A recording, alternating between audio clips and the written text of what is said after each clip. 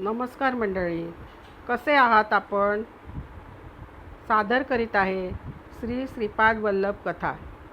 गुरुर्ब्रह्मा गुरुर्विष्णू गुरुदेव महेश्वरा, गुरु साक्षात परब्रह्म तस्मै श्री गुरुवे नमः.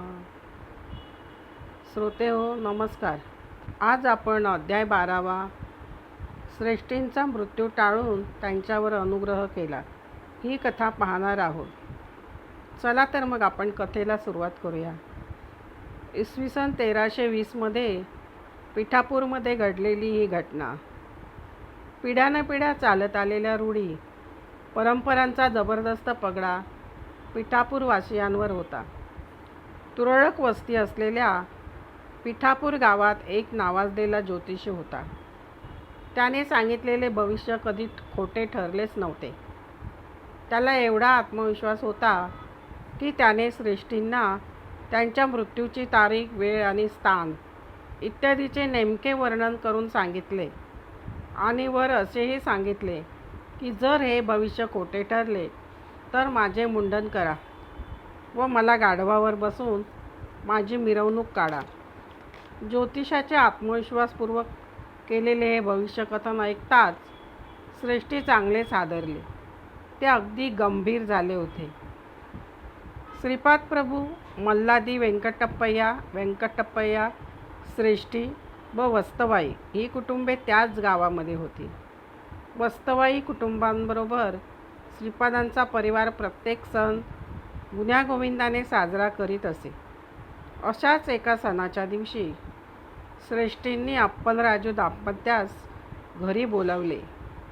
अप्पलराजूंना श्रेष्ठीच्या मृत्यूबद्दलच्या बाकीताची कल्पना असल्यामुळे त्यांनी कालाग्नी शमनाची पूजा केली व श्रेष्ठींना देण्यासाठी पूजेचा प्रसाद घेऊन त्यांच्या घरी आले.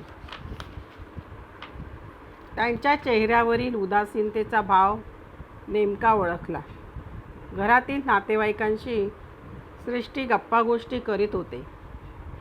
इतक्यात श्रेष्ठींच्या छातीत कळा येऊ लागल्या. आपला एक हात ज्या ठिकाणी छातीत कळ येत होती तिथे ठेवला आणि आई म्हणून मोठ्याने ओरडले.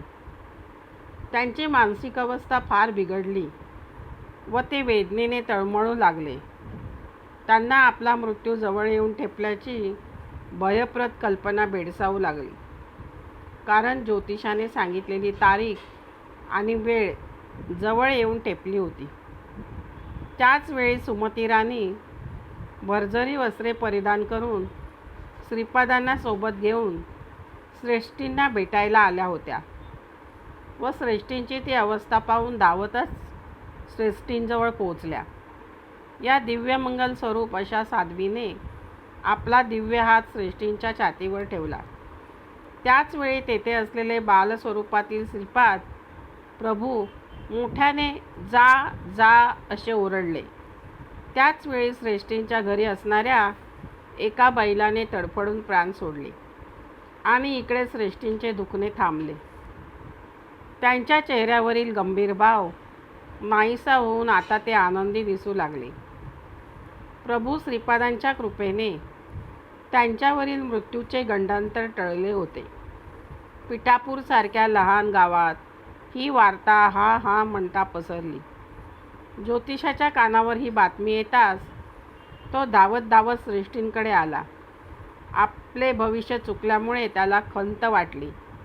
त्यावेळी तेथे असलेले श्रीपाद ज्योतिषाला म्हणाले, तुला पश्चाताप झाला हीच गोष्ट खूप मोठी आहे.